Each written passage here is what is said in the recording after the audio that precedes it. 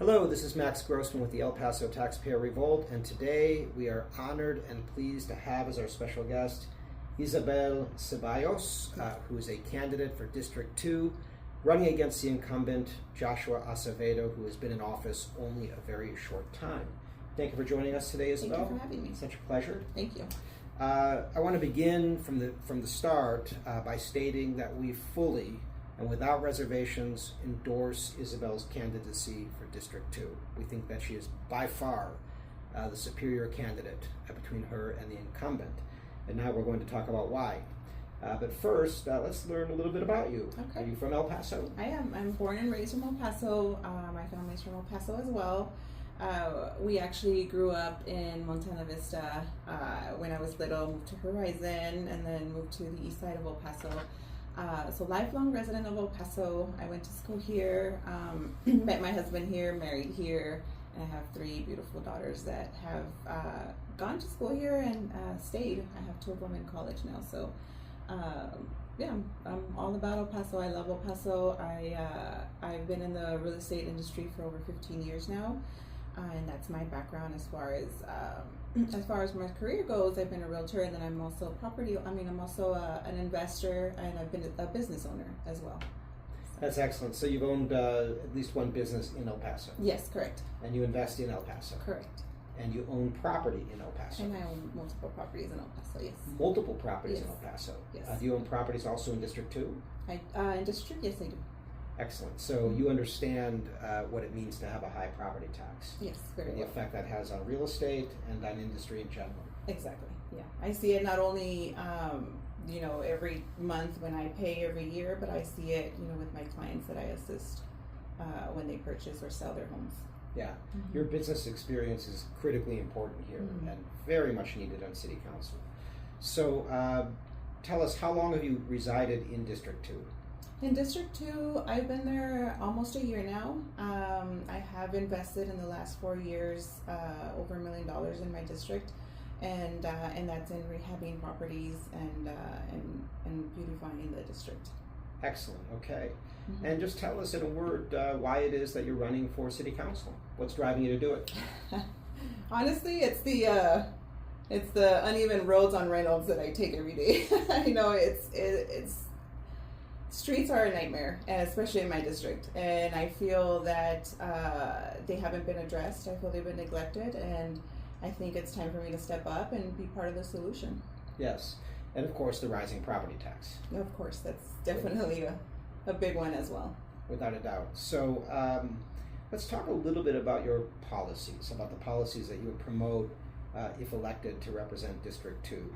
We've already spoken on the phone, and I will say from the get-go that I'm very pleased with Isabel's positions on taxation, on deficit spending, on the issuance of bonds, and about the role and scope of the city government.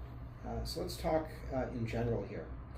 How concerned are you with our rising property tax? The city property tax has risen very sharply, faster than all the other taxing entities during the time of Tommy Gonzalez, all the way through February 2023, when he was terminated without cause by City Council. And of course, we have an incoming new City Council. I'm talking about Brian Kennedy and Art Fierro and Chris Canales, and the balance of power early last year tipped in favor of the taxpayer. And as a result, we have 2 years in a row of no new revenue tax rates, which means that the city, for the first time in a very long time, is not raising taxes, not for 1 year, but for 2 years in a row, right through fiscal year 2025. And in addition, is issuing no new debt, no debt issuances for fiscal year 2024 and 2025 to rein in spending and to provide some relief to the taxpayers. How do you feel about the spending under the Tommy Gonzalez years, when $500 million in COs were issued without voter permission, and then the radical change a little less than 2 years ago in favor of restraining spending? Yeah, I mean, I think it's huge. I think we've all, as property owners, have felt the hurt that it's caused. These property taxes, I think when we spoke over the phone, where I was giving you some figures, but we're spending as a homeowner anywhere between $3,000 to maybe $12,000-15,000 per household in property tax, which is insane to think that much money is going towards our property taxes. So I'm glad that we are putting a hold on that, and I just want to take a step further and make sure that we get out of that debt that we have, and that we just live within our means as a city, that we're not overspending, and we're not over increasing our taxes, because we don't have that money. Our families don't have that money to spend. That's exactly right. And of course, when you have high property tax, what is the effect on the real estate industry? Yeah, I mean, we've seen it. We've seen people that don't want to stay in El Paso. We see people that can't buy homes in El Paso because it's so expensive. And so that's big when it comes to real estate. They want to sell, or they want to go somewhere else. So that affects us as realtors. That affects us as a city, because we're declining, because we're no longer having people want to stay in El Paso because how expensive our property taxes are. Right. And there's one very alarming statistic, which is this, that between 2010 and 2020, that is during the last U.S. federal census period, the population of Texas grew at a rapid clip, more than 15%. But the population of El Paso in that same period grew less than 5%. And here's what's really scary. Starting in 2017, we've been registering a year-to-year population decline. We've lost about 1,000 residents net every year, starting in 2017. And so far, we've lost about 6,000 residents, and gone from 683,000 inhabitants to about 677,000, with middle-class families leaving in droves for New Mexico. I'm talking about Santa Teresa, Sunland Park, and Las Cruces, to places that are further out in the county, Socorro, Horizon City. And why are they going there? Some talk about the brain drain or the need to provide more amenities to keep them here, but you and I know the real reason. Mm-hmm. It's very expensive. Yeah, I mean, you can evade your property tax burden by moving to New Mexico, and that's especially true of retirees. I cannot tell you how many people I know just from my neighborhood on the west side who have moved to New Mexico in order to reduce their property tax burden by 80 or 90%. Mm-hmm. It's alluring, right? Yeah. And very dangerous to us to see our tax base eroded in this way. Yeah, especially because we're so close to New Mexico. It's more convenient just to go on the other side of the state, and pay less. It just makes sense for them. Exactly. Mm-hmm. So the city of El Paso accounts for 29% of our property tax bill. In 2014, when Tommy Gonzalez became city manager, it was 25%. But because of our rising tax burden in the city, our slice of the pie has grown to 29% of the total property tax bill, which is a lot. Currently, the city holds $2.3 billion in debt, and $852 million of that is in the form of principal and interest on 10 certificates of obligation that were issued starting in 2013. Certificates of obligation is a debt instrument that does not require voter approval, and it's very controversial. In our opinion, it should be issued only for the most dire emergencies. What say you? Yeah, I agree. I think emergencies, something that needs immediate attention, this is when we could look at something like that. But if it's something that can hold off and wait till it comes to the voters, let's leave it to the voters and see how they feel. At the end of the day, they're the ones, we are the ones that are going to be paying for that. So why not have them, see how they feel about it? Right. As you know, the city issued a general obligation bond called the Quality of Life Bond in 2012. And those projects, including the signature projects, have all gone way over budget. I think the mayor said that all in all, more than $100 million over budget. And a lot of that shortfall was paid for with certificates of obligation. And so the Children's Museum, the Eastside Regional Sports Complex, the Mexican American Cultural Center, these projects doubled or tripled in price. And rather than going back to the voters to ask for permission to increase their costs, the city just issued COs, one after another, to cover the shortfall. As a taxpayer, I feel that's immoral. Yeah, I agree. You agree. So you're pretty much against the issuance of COs, except if a tornado goes through downtown. Right, exactly. Emergencies, and like I said, just something that needs immediate attention. Otherwise, let's go to the voters. Okay, let's talk about your general philosophy about what the role is of our local government. When I look at Texas law and I look at the history of El Paso, my understanding is that our city is responsible for streets, it is responsible for police, it is responsible for fire, and providing a range of basic services, and that it's the private sector, private investors, who are responsible for entertainment projects.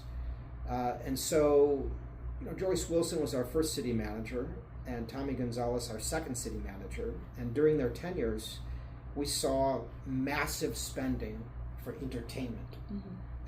We saw a ballpark constructed that was supposed to cost $50 million, and then it became $64 million, and then they blew up City Hall, which is a $14.5 million asset, moved into 5 different locations, each which had to be separately renovated, and before we know it, the project cost between $150 and $200 million total to the taxpayer, if you include all the subsidies. And there was no vote. The people had no say in whether it's a beautiful amenity. I'm only talking about the cost to the taxpayer. And trolleys, water parks, arenas. There's been talk about a soccer stadium. Should our city government be in the entertainment business? I mean, right now it doesn't make financially sense for us to even consider that. To me, when I see, how the city plays a role, I relate it back to real estate. I want to make sure when I purchase a property that the foundation is good. And therefore, when I see the city of El Paso, I feel like our foundation needs a lot of work before we even put all the cosmetics, the entertainment, and whatnot. So to me, it's very important right now that we need to focus on the foundation, which is our streets, our public safety, our taxes. All that is our foundation to the city. Once we're good, then we'll add cosmetics, we'll add the granite countertops, the way I do it with homes and whatnot. So that's how I see it. I see it as, not right now. Right now, it's not the time. How do you feel about those, including some voices on city council, who say we must invest, we must build it, and then they will come. We deserve quality amenities, and if we don't provide the public with these things, people are going to continue to leave. From my standpoint, raising our property tax any further is much more dangerous than not providing stadiums and arenas. What do you think? Yeah, I mean, I don't think anybody deserves anything. Can we afford it? That's a different story. I think financially it just doesn't make sense. Until it makes sense financially as a city, then I think we can look into stuff like that. Or if, the taxpayer is okay with raising their taxes, then, we look into it. But as of right now, I can tell you that the majority of people that I talk to complains about how high our taxes are. And so therefore, it doesn't make sense for us to add for entertainment purposes. Right. Excellent. Okay. Well, you clearly share our vision of what city council and what the city government should be, and what the proper role and scope of government is. And of course, you come from the standpoint of business, which we appreciate very much. Thank you. So let's talk about your opponent, Dr. Joshua Acevedo, who earned his doctorate of education from UTEP, reminds us all the time. He's been on city council a very short time because the previous office holder, Alexandra Anello, resigned in order to run for state representative. She lost her election, but of course it left a vacancy. A $600,000 special election was held, and Joshua Acevedo slipped very easily into that seat, which he's been holding a very short time. We take exception to some of his votes. Let's go through some of his key votes. Number one, he opposed putting the question of the arena back on the ballot and letting the voters decide whether or not a downtown MPC should be built in El Paso. And of course, I litigated against the city for 6.5 years to prevent that from happening, always contending that the project was deceptive, that it was underfunded, that it used eminent domain, that it displaced poor people, that it destroyed cultural assets. How do you feel about the city's previous plan to build an arena in Duranguito? And do you think putting that question on the ballot this November is the right call? I think it's definitely the right call. I think it's been so long, that this has been a hot topic throughout the city. I feel that voters probably don't feel the same way that they used to, and I'm very curious to see what that outcome is, once that ballot comes, or once those votes come in, because it's not the same it was in 6.5 years ago. So I'm very curious to see the turnout on that. Absolutely. And another key vote, this one was very upsetting to a lot of people, clearly including our mayor. Acevedo voted against state funding to deal with our local immigration crisis, and went so far as to criticize the idea of having state enforcement on our border to assist local law enforcement and the feds with maintaining some semblance of order at our border. Okay, regardless of how you feel about the border, which I know is always going to be a contentious issue, it's free money from the state, and it's taxpayer money, but it's not local money. I mean, do we want this money from the state of Texas? Yes or no? Joshua Acevedo said no, and this forced the mayor to step in and use his executive fiat to ensure that flow of funding, to make sure that we're all safe and to prevent migrants themselves from suffering. And yet he voted no for that. What do you think about that? That's beyond me. I don't know if he didn't understand the question or what it is or whatnot, give him the benefit of the doubt. But to me, if we're gonna have assistance coming from the state, it's something we need. And that it's simple as that. We need it. We're not in no means to be able to afford that ourselves. And if we're getting that from the state and that assistance from, it's just something that should have not been an issue to him. Exactly. A third issue that concerns us is the city manager search, right? Tommy Gonzalez was fired on February 28th, 2023 by vote of our city council, and a search has been underway. A reputable firm was hired, a national search was conducted. The mayor and others on city council have made it clear that they feel that we should try and hire locally to see how that works, right? Joyce Wilson and Tommy Gonzalez were not locals, and that did not work out too well for us on many fronts, and so trying something different. And ultimately it came down to 4 finalists, and ultimately the city council made its choice. But Acevedo has been strange about this, raising objections to the search, saying it wasn't transparent, even though he was part of the process to get down to the 4 finalists, and he had all the paperwork on his desk, he had all the resumes, and now he's complaining about it at every step of the way. And then rather than abstaining from the vote to appoint a city manager, he went ahead and made a selection. You can't make this stuff up. Do you think that there was a lack of transparency in the city manager search? No, I think lack of transparency and not being prepared are 2 different things. And I feel that maybe he just didn't do his homework and he wasn't prepared. He didn't, like you said, he had several meetings and part of the process. I don't know if he prepared or not, but there was more than enough opportunity, to determine where they were going to be. And I just feel like maybe he thinks it wasn't transparent, but it might have been he just wasn't prepared. Right. I mean, in general, I talked to a lot of people about District 2. I'm getting the impression that he is a social justice activist, that he's focused on progressive politics, okay, including at the state and federal level, and that he won't stay in his lane, right? He has a job to do for the taxpayers of District 2, for the taxpayers of our city, but his mind is elsewhere. He's thinking the border, he's thinking women's rights, and it's all well and good. But he seems to completely ignore the plight of the taxpayer. And first and foremost on people's minds is property tax. And he is just somewhere else. Am I wrong? No, you're not wrong. I mean, in your discussions with people, what do you hear? Yeah, I mean, I don't think he knows firsthand the hurt that he's causing. And so, yeah, that's and maybe the reason he doesn't understand firsthand the hurt that he's causing is because he doesn't feel the hurt. I mean, we check the property tax rolls. we can't find any property owned by Joshua Acevedo. Okay, you on the other hand owned multiple properties. Yes.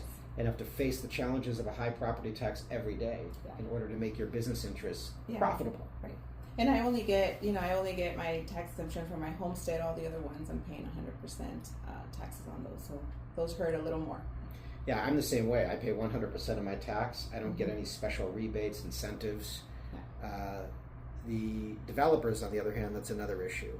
There's been a lot of controversy about that. But focusing on Acevedo, one other thing that we find objectionable is that he hired Alexander Anello's husband as his legislative aide, right? Each city council rep gets to hire his or her staff. Alexander Anello gave up her seat, went for higher office and lost, and along with that lost her income, obviously. And so what happens? The man she endorses, right? She used her political position and her clout and connections to promote Acevedo, to endorse his campaign, to assist him. He wins, and then her husband is appointed to the chief legislative aide and is now making, I'll check later, somewhere between $58,000 and $65,000 a year plus benefits. Now they're all set. We call that nepotism where I'm from. I don't know, it doesn't sit well with me. What do you think about that? Yeah, I think it's definitely conflict of interest there. It's astonishing that he would take that step. I mean, it's pretty obvious, we see it, and for him not to really care, what he's portraying, I think says a lot about him. Well, look, I mean, I will tell you that Alberto Halpern is a very nice guy. I've known him for years. I've known his wife for years, but I don't think that he should have taken that job. That's just how I feel about it. In any case, the election is November 5th, and early voting begins when? October 21st. October 21st. That's around the corner. I mean, we're talking about less than 2 months. People are going to start voting, and so you've got a very short timeline to get things together. Tell us a little bit about your strategy without revealing your secrets. What are you doing in order to win this election?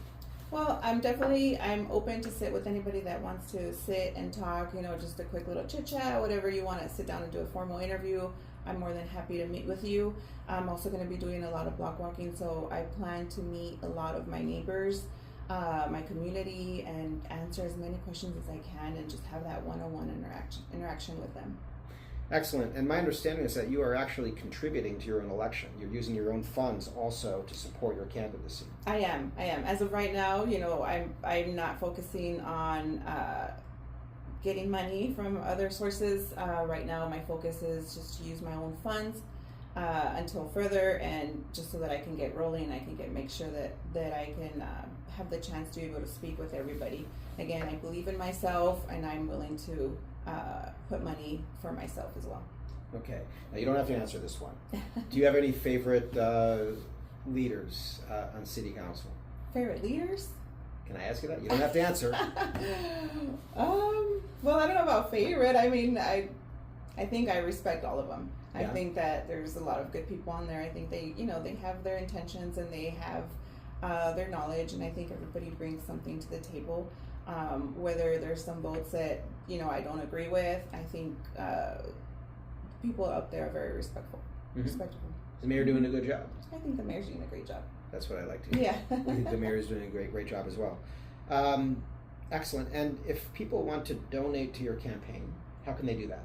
I have a website, isabelceballos.com, and there is a donate button there, and also my Facebook is going to be up and running as of, I think, today, and there's a QR code there that you can pull as well. So it's www.isabelceballos.com. Correct. Now, we visited this website, and we are very impressed. And one of the things that most impresses us is that there's actually a portal called Public Debt, right? Yes. Where Isabel lays out her concerns about deficit spending, excessive bonding, paying for projects that we don't need.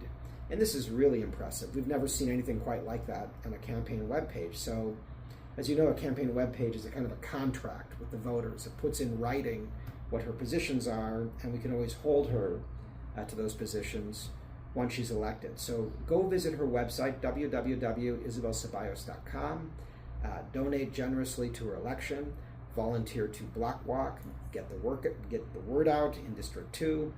And above all, do not stay home on November 5th and for early voting. Go out and vote for Isabel Ceballos. Vote with your pocketbook. Vote for common sense. Vote for a local business professional who understands the challenges of high taxation. Thank you very much. I agree with that, and I really like that from your pocketbook because Exactly. that's where we're affected. And so, yeah, if we just forget about everything else and remember how much it's hurting us, then that's where we need to focus on. Exactly. Mm-hmm. Thank you very much, Max. Thank you.